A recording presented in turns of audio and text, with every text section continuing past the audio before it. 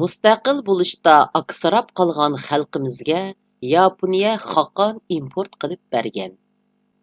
Ilova. Ammo Sovet taraf xuddi 1933-yildagidek o'zi kutgan pozitsiyaga erishib bo'lolmay, yana bir qitim bizdan voz kechgan. Agar 1946-yili boshlangan sovuq urush sababidan 1947-yili 1948-yillari qayta tarixiy fursat kelgan bo'lsa-mu, ammo rahbarlarimiz o'z ichida ideya urushi qilib, xalqni qaymoqtirib, fursatni ketkizib qo'ygan. Aslida bunda ideya urushini Amerikaga o'xshash to'liq mustaqil bo'lib, andin talassim kechikmaydi. Biroq ular ikki qutub, hatto 3 qutub bo'lib talishib, bir butun Xitoyga qarshi xalqimizni ham Xitoyga, ham Sovetga, ham mustaqillikqa, ham avtonomiyachilikka qarshi qilib bo'lib tashlagan. Natijada Xitoylar oxiri g'alaba qilgan. Nabijon Tursun akaning Cho'ng shaxmat taxtasidagi qismatlar nomli tarixiy asarining birinchi qismida buni ichinib turib pokitlik o'tirg'a qo'ygan. Hatto Tulka Jang Jijongmu buningdan qanday foydalanib, vatanimizning qo'ldan chiqib ketishini to'sib qolganligini maqtanib turib e'tirof qilgan. Endi mazmunning o'ziga kelaylik. Aksirayotgan xalqimiz uchun Yaponiyaning xoqon import qilib berishi. Biz o'tgan asrda shunchalik aksirab ham gangrab yurib, Tungan Madotay bilan Matitayga musulmon podsho deb to'liq bo'ysundiq. Ammo uning ustida Xitoy Yang Zixing bor edi. 19-asrda bo'lsa, Xo'ja Valixon to'ra Qashqarda xalqimizning beshida kalla munori yasasa, yana mayli dedik. U manjular kelganda Qo'qonga qochib ketdi. Ammo kelgulik yanala xalqimizga keldi.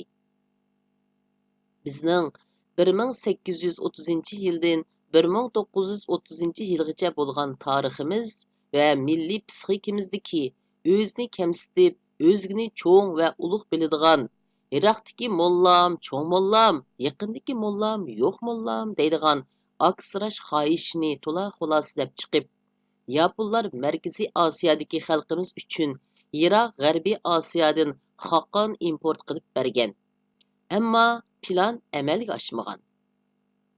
Qanday bo'lmasin, Yaponiya vatanimiz uchun haqiqatan amaliy cho'ng plan tuzgan. Aqlli Yaponlar Osmonli xon jamiyati bilan bo'lgan quyuq munosabatidan foydalanib, muhojiratda yashayotgan shahzoda Muhammad Abdukerimni Tokioga taklif qilib akilib, xuddi oxirgi Manching bala podshohi Fuyini 1932-yili martda Manjuriyaga podshoh qilgandek, bu oxirgi Osmonli shahzodasini vatanimizga sulton qilmoqchi bo'lgan. Shahzoda 1933-yili atiyozdan yozgacha necha oy Yiroq Sharqda turib qolgan. Ammo Turkiya hukumati va boshqa urug' tuqqanlarining nasihati bilan Abdukerim Amerikaga qochib ketgan. 1933-yili 15-avgust Sabit Damillam Qashqarni qayta qo'lga elib, 10-sentabrdan 10-noyabrgacha obdan tayyorlik qilib, shu yili 12-noyabr yakshanba kuni Jumhuriyat e'lon qilib, mustaqillik jakarlagan. Shahzoda bo'lsa uzoq o'tmay 1935-yili 3-avgust Nyu-Yorkdagi mehmonxonasida sirli holda etib tashlangan. Hozirgacha uning Yaponiya xodimlari tarafidan etib tashlangani eqib yursimu, biroq uning hayot navrisi buvisining Sovet istixboroti qo'lida qasdlanib o'ldirilganligini ilgari surmoqda. Shahzoda Abdukerim sobiq Osmonli sultoni 2-Abdulhamidxonning navrisi bo'lib, uning dadisi Muhammad Selim sultonning cho'ng o'g'li edi. Dadisi 1870-yili 11-yanvar Xon sarayida tug'ilgan. 1876-yili 31-avgust uning dadisi Abdulhamidxon taxtga chiqqan. 1922 yili sürgün qilinib, 1937 yili 4 may Beyrutda qazo qilgan. Uning birdan-bir o'g'li Abdukerim 1906 yili 26 iyun Beshiktashdagi Xon sarayida tug'ilgan.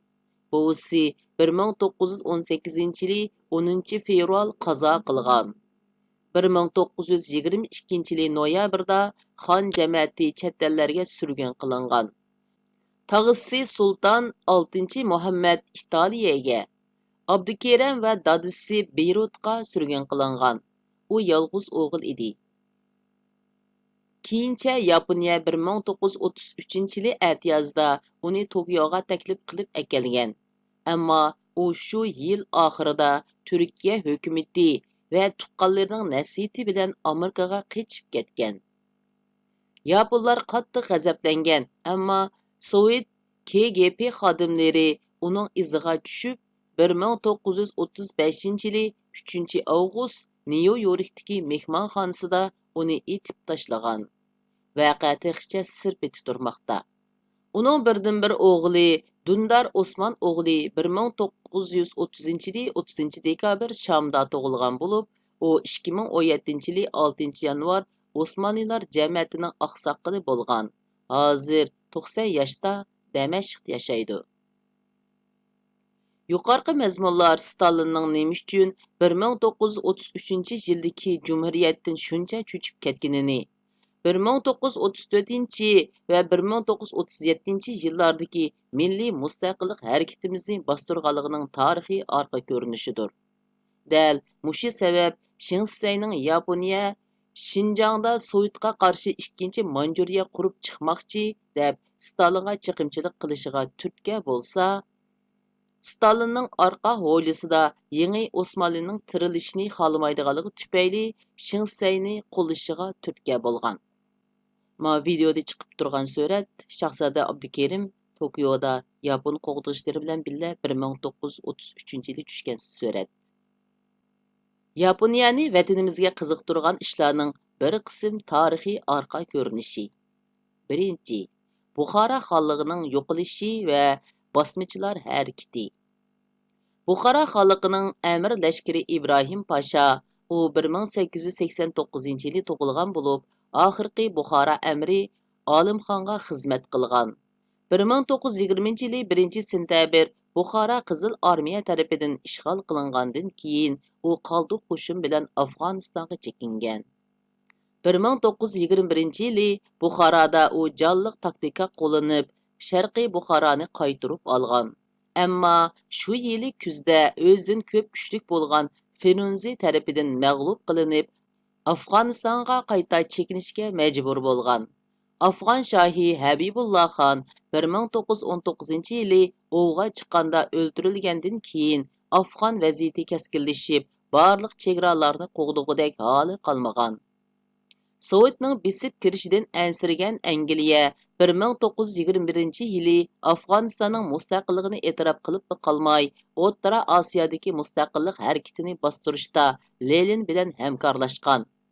Bu hol uzundan beri vaziyatni kuzatayotgan Anvar Pashaning Buxoro tavasiga kelib, Sovetga qarshi urush etishiga sabab bo'lgan.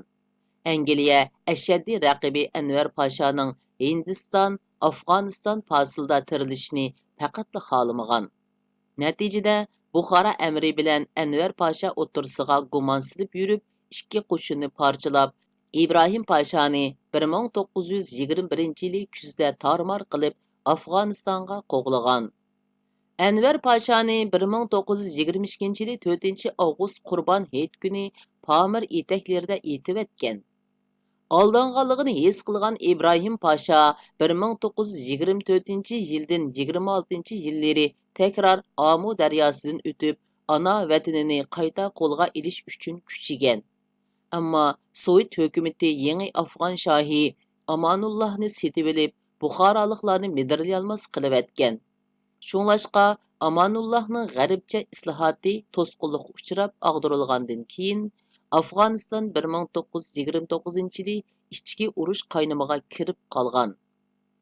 İbrahim Pasha o'qituvchilar qatorida satqun hokimiyatga qarshi turgan. 1931 yili aslida Kona Shahni ag'dirib, taxtga chiqqan Nodir Shah Sovetning besimiga bardoshlik berolmay, shu yili iyunda Sardar Ibrohimni Toshkentga avatib bergan. Stalin uni 31 avgust darga asqan. Ikkinchi, Enver Pasha va Tunji Cumhuriyetimiz. Shunday qilib 1932-yilga kelganda atalmish bosmachilar harakati bostirilib, 1921-yildan 1931-yilgacha davolg'ib turgan O'rta Osiyo taltukuz Ruslarning qo'liga o'tgan. Ammo Stalin amdi uf deb tursa, 1932-yil martda Yaponiya chaqmoq tezligida Manjuriyani ishg'ol qilib, mustaqil Manjuriya davlatini qurib chiqqan. Stalin jasuslari orqali Yaponiyaning pan-mong'olizm va pan-turkizm plani borligini anglab cho'chib ketgan. Yaponiyamu Osmanlı shohi Abdulhamidxonning nevarasi Shahzoda Abdukerimni taklif qilib, vatanimizga sulton qilmoqchi bo'lgan.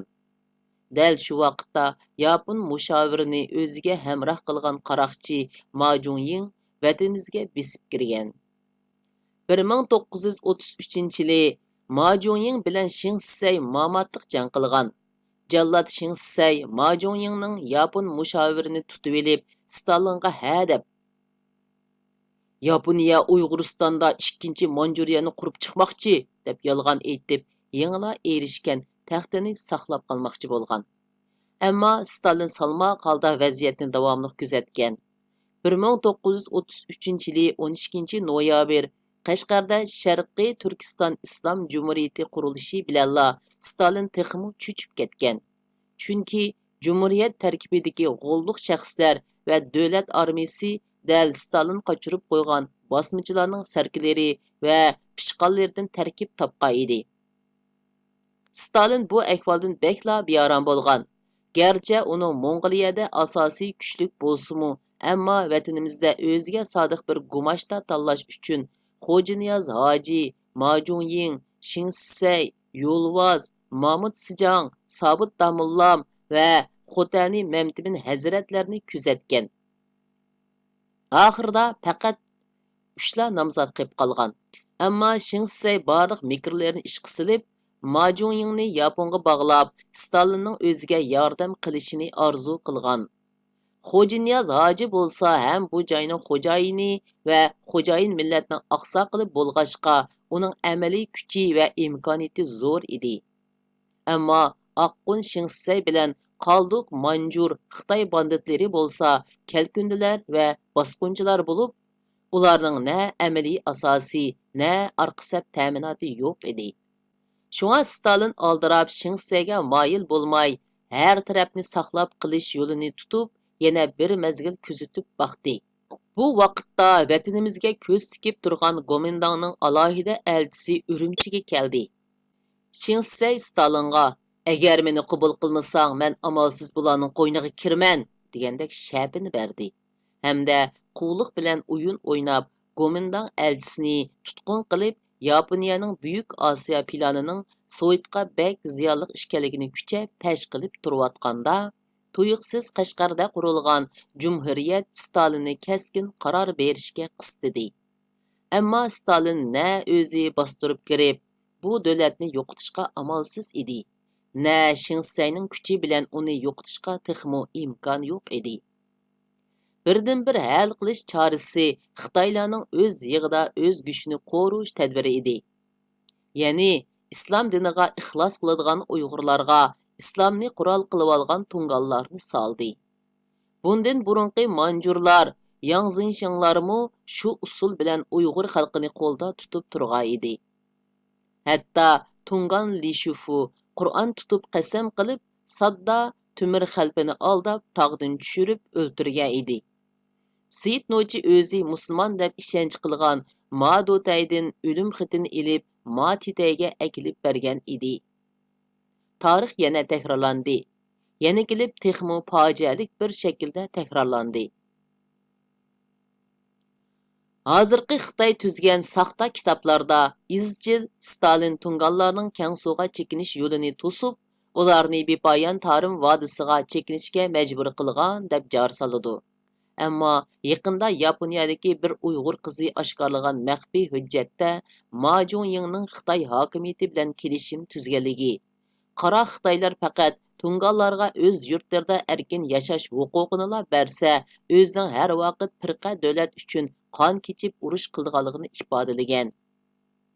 Natijada Jang Keyshi uni taklif qilib, harbiy maktabda o'qitib, 36-diviziya qurishga ruxsat qilib, mol-yaroq bilan ta'minlagan.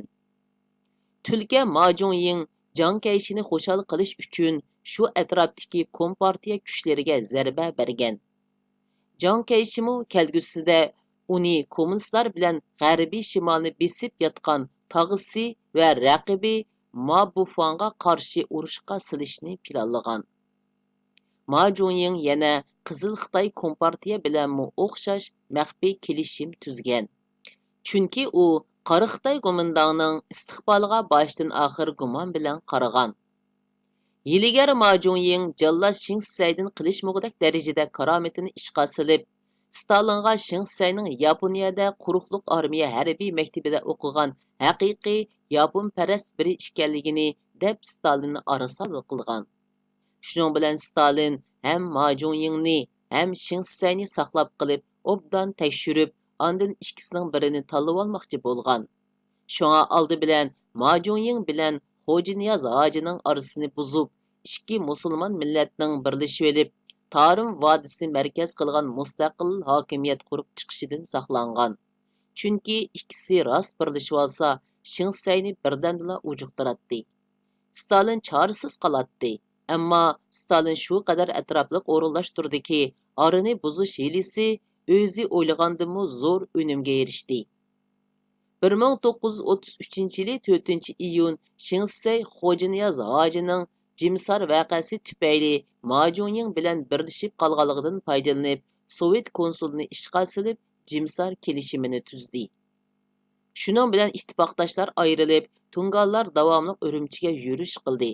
Uyg'urlar qo'shini boshlab, To'qsun va Qora shahar bilan Ko'rliga ketdi. Kelishim bo'yicha Shinsay shimolni, Xo'janiyaz hoji janubni so'raydigan bo'lgan edi.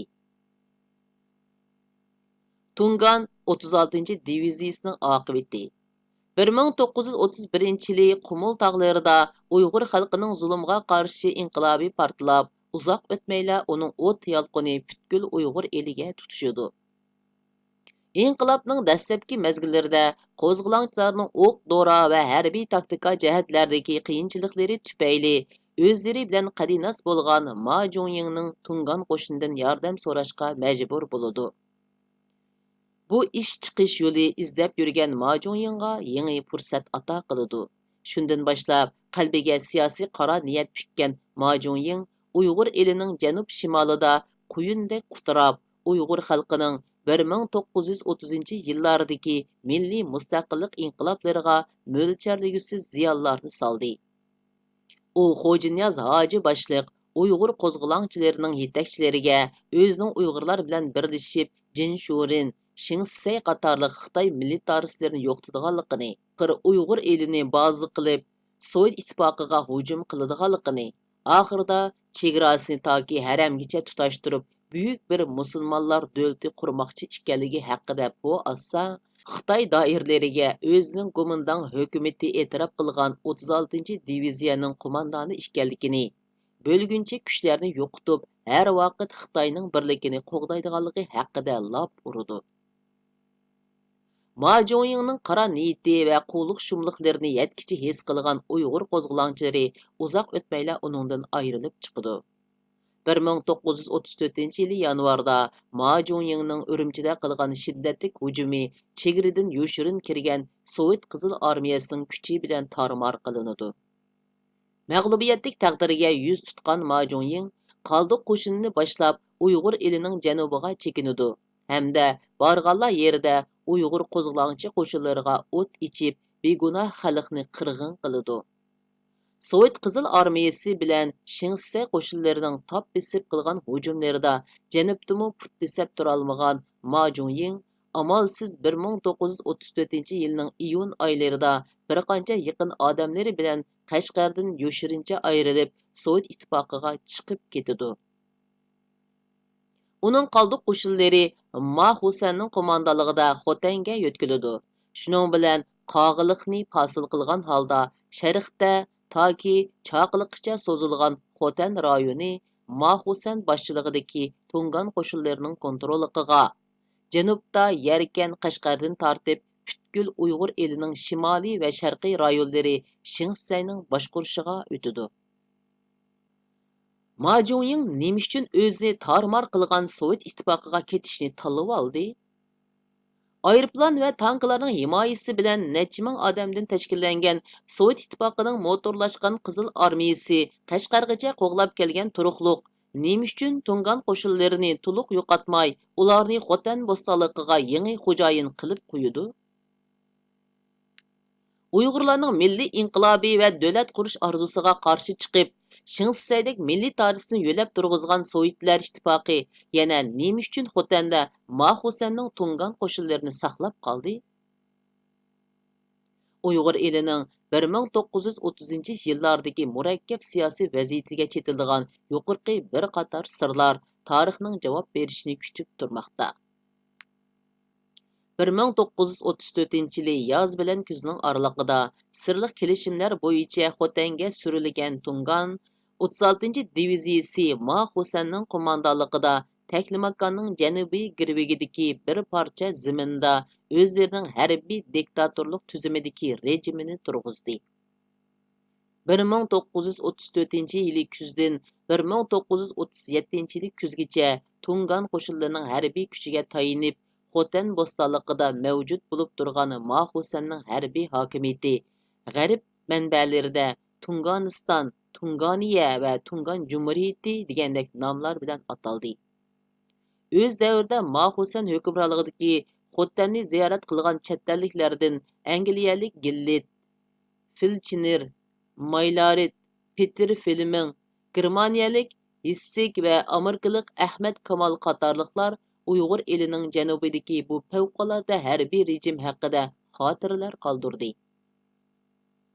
Vaholanki, Xitoy manbalari bilan Sovet ittifoqining bu haqdagi maxfiy arxivlari texi oshkora bo'lmag'achqa, atalmish Tunganistonning o'tirg'a chiqishidagi sirlar yanala dunyo jamoatchiligiga qorong'u holatda turmoqda.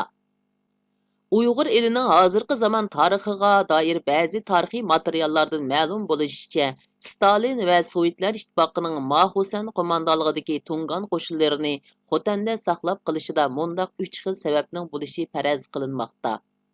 Birinchidan, Stalin garchi Shinsayda yo'lab Uyg'ur elining taxtiga chiqargan va Sovetga moyil vaziyatni hosil qilgan bo'lsa-mu, ammo o'z davrida Yaponiyada harbiy universitet bitirgan Shinsaydan yanala xotirjam bo'la olmagan. Navoda Shinsay Stalindan yuz o'rib, Gomindang tarafga moyil bo'lish ehtimoli ko'rilsa, Ma Husanning Xotandagi Tungan armiyasini ishga silib, taqobil turish plani bo'lgan. Ikkinchidan, Xo'janiyaz hojining Uyg'ur qo'shinlari Mahmud Muhitning qo'mondonligida Uyg'ur otliq askarlar 6-diviziyasi nomi bilan qayta ratlanib Qashqarda turayotgan bo'lg'achqa, buningdan Shinsaymu Sovet ittifoqi xotirjam emas edi. Shu sababdan agar Mahmud Muhitti qayta qo'zg'olon qilib qolsa, Xotandagi Ma Husan qismlari orqali taqobil turmoqchi bo'lgan. Uchinchidan, agar Yaponiya armiyasi Lanjudan o'tib Uyg'ur eliga kirish ehtimoli ko'rilsa, Ma Husan qo'shinlarini Yaponga qarshi urushga salmoqchi bo'lgan. Mayli qandaqla nuqtadan bo'lmasin, Sovetlar ittifoqi o'zining orqa havoylisi bo'lgan Uyg'ur elida o'zining ta'sir doirasini saqlab qilish uchun vosita tanlamay tadbir olgan. O'z davrida dunyodagi ezilgan millatlarning milliy ozodlik kurashlariga yordam qilamiz deb jar solgan Sovet ittifoqining Shinsaydak jallodni Uyg'ur elining hukmronlik o'rniga yo'lab turg'izishi. Qashqarda qurilgan Sharqiy Turkiston Islom Jumhuriyatini plan bilan yo'qotishi. Xo'janiyaz hoji boshliq Uyg'ur qo'zg'olonchilariga chiroyli va'dalarni berib oldishi. Oxirida ularni Shinsayning qo'li bilan bir-birlab o'ldirilishi. Shuningdek, Ma Husanak bir banditni Xotan xalqining shilisiga necha yillab mindirib qo'yishdek bir qator tarixiy realliklar yuqorqi farazlarning asossiz emasligini ko'rsatmoqda. Maxusanning Xotandagi harbiy hokimiyati qanday hokimiyat? U qanday qilib aholisining 99%dan ko'pragini yerlik Uyg'urlar tashkil qiladigan Xotan bo'stonliqini bir diviziya tungan askarlari bilan tutib tura oldi? Өз дәврдә Xotanni ziyorat qilgan chet elliklarning ma'lumotiga qaraganda, Maxusanning Xotandagi hokimiyati tipik harbiy diktatorlik xarakterini olgan. Uning qo'l ostida 10 mingdan 15 minggacha askar bor bo'lib, asosiy qismi tunganlardan, qolgan qismi yerlik Uyg'urlarni majburiy askarlikka tutish bilan tashkillangan. Taxminan 80% askarlari qurolliq, qolganlari yerlik oddiy qurollar bilan qurollangan ekan. Hərbiy təminatını bütünlәй Xotan xalqını bulaş, talaş hamda məcburi alvang silish orqali hal qilgan. Maxusan dastlabki yillarda Sovet ittifoqida go'ri hisobida tutib turilayotgan Ma Jungyingdan ko'rsatma ilib turgan. Keyincha Ma Jungyingning xat va telegramma orqali avatgan farmonlariga pisand qilmay o'z oldiga ish ko'rgan. Tunganlarning harbiy kuchga tayinib Xotanda tikilgan bu hokimiyatini qandaq nomda ataganligi haqida aniq ma'lumotlar kamchil. Ammo Maxusanning yoshirin holda Nanjingdagi Gomindang hukumati bilanmu aloqador bo'lganligi, o'z askarlarini yanala 36-diviziya nomi bilan ataganligi ma'lum. Ammo o'z davrida Ma Jungying ko'ngliga pukkan siyosiy qora niyatning yoshirin holda Maxusandimi ko'rilganligi ma'lum. Ahmad Kamal o'zining Tabassum yutgan Zimin nomli kitobida 1935-yilning yoz faslida Maxusanning o'zini aslidagi Xotan valiy mahkamasining yer ostiga joylashgan g'azinasiga boshlab kirganligini, u yerda bir necha harva to'shqidak oltin, kumush va qimmat baholiq javohiratlarning borligini, Maxusanning bu boyliqlarga Amerikadan ilg'or qurollar setib olib, avval Uyg'ur elini ishg'ol qilmoqchi bo'lganligini, Andin Sovet ittifoqiga hujum qilib, haramgacha so'zilgan kuchlik bir musulmonlar davlatini qurish plani borligi haqida ma'lumotlar berdi. 1937-yilning aprel oyida Mahmud Muhitning chet elga chiqib ketishi Uyg'ur elining janubidagi vaziyatni butunlay o'zgartirdi. Vaziyatni xato mo'ljallagan Maxusan Mahmud Muhitning qoldiq qismlari bilan birlashib Shinsega qarshi jazo yurishi qo'zg'aydi. Sovet ittifoqi buningga taqat qilib tura olmay, Turg'at eg'izi orqali butunlay mashinlashgan Qizil armiya askarlarini kirgizdi. Aeroplan, tanka va zambiraklar bilan qurollangan Sovet Qizil armiyasi Maxusanning tungan qismlarini qisqa muddat ichida to'liq tarmar qildi. Shu yili kuzda Maxusan Xotan xalqidan bo'lab tolgan oltin kumushlarini ilib Hindistonga qochdi. Uning qoldiq askarlari Sovet armiyasining iz besib qilgan hujumlarda bitchit bo'lib to'liq yo'qotildi. Shunda qilib Xotan xalqini 3 yillab qon yig'latgan Maxusanning harbiy hukmronligi oxirlashdi. 1934-yildan 1937-yilgacha Uyg'ur elining janubiy bo'lagida sirliq Yusunda o'tirg'a chiqqan atalmish Tunganistonmi shuning bilan barbod bo'ldi. Ma Jungying Rizoxon Eron qurgandek Turan qurmoqchi bo'lgan. Xitoylar, Tunganlar va yerlik turklardan, ya'ni Uyg'urlardan anglag'inimizga asosan aytganda, Ma Jungyingning planlari Guldir Mamidek jahonni ostin-ustin qilayotgan. U Chingizxondek qudratli jahonkash bo'lishga intiludiki, hargizmi Timurlandek betalay ot bo'lib qilishni xohlamaydi. Aqsoq Timur butkul G'arbiy Osiyoni bo'ysundirib, Ming sulosining podshohi Yuliga jang e'lon qilgan vaqtida hayotidan ayrilgan edi. Sharqiy Turkistonning hamma yerida va Dunxuangdan Sujugacha bo'lgan joylarda uning ishpiyonlari va xabarchilari bor edi. Bugungi kunda uning agash kuchisi Ma Jungyingning ishtihosi cho'ng bo'lib, avval Sharqiy Turkistonni va Kansuni egallashni, andin Kaspiy dengizigacha bo'lgan Eronning chegarasigacha bo'lgan orliqdagi joylarni mustahkamlik qilishni ko'ngliga pukkan. U o'zi islom diniga e'tiqod qiladigan bo'lib, uning maqsadi O'rta Osiyodagi turk dunyosini o'z olqiniga elish, uning bilan o'zi Eron podshohi Reza Shohga o'xshash Turan bo'lmoqchi edi.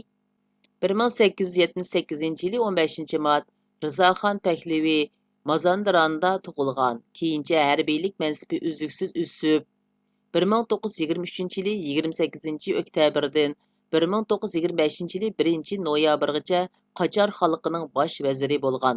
Andin shu yili 12-dekabr Ahmad Shah Qajarni og'dirib, 15-dekabrdan 1941-yili 16-sentabr Churchill bilan Stalin qulida og'dirilgacha Eronda saltanat surgan.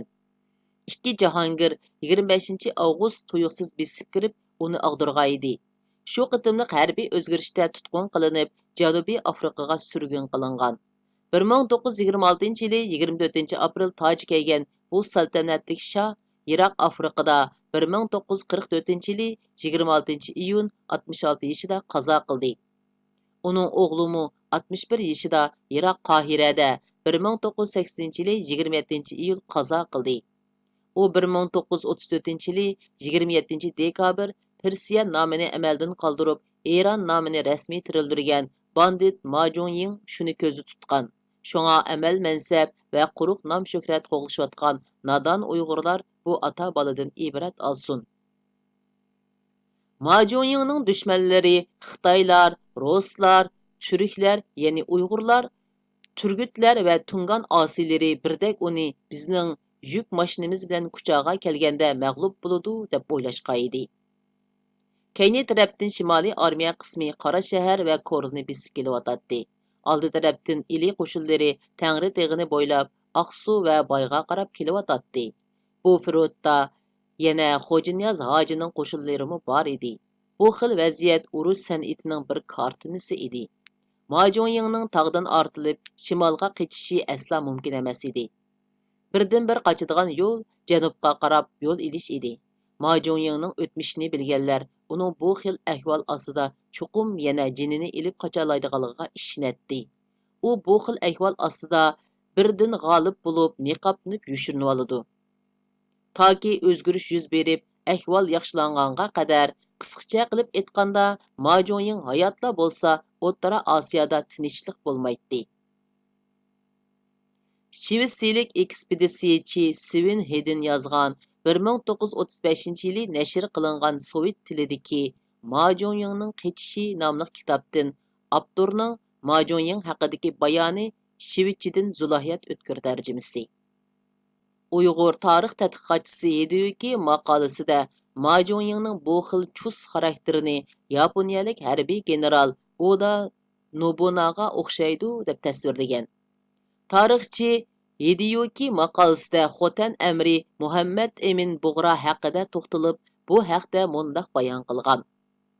Tarixiy ma'lumotlarda deyilishicha, Ipak yo'lidagi bo'stonliq ichidagi Xotanda mudarris ulamo Muhammad Emin Bug'ra boshchiligida qo'zg'olon ko'tarib, qo'zg'olon g'alabaga erishib, Muhammad Emin Bug'ra Xotanda Xotan islom xalqi qurilganligini jakarlagan va o'zi shu xalqning amri deb tunilgan.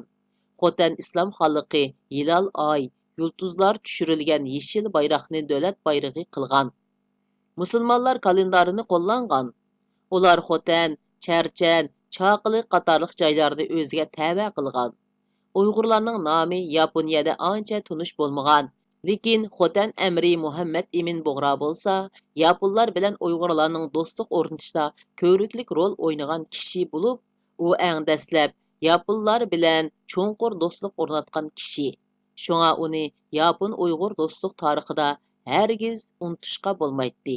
Uni cho'qim eslashga tegishli shaxs. Xulosa, birinchi savol.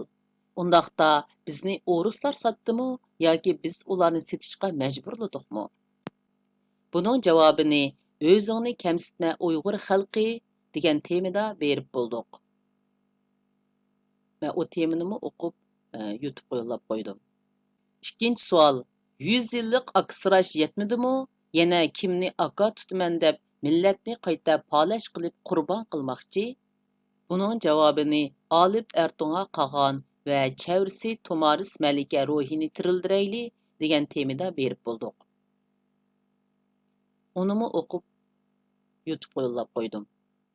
Eng oxirgi so'z. 100 yillik aksirashdan xulosa shu bo'ldiki, o'zini kamsitganni xalq tezak qilib tepidi. Aksirab qolganni xalq ishaq qilib minidi. Sayram o'g'loni 2020-yili 1-oyning 14-kuni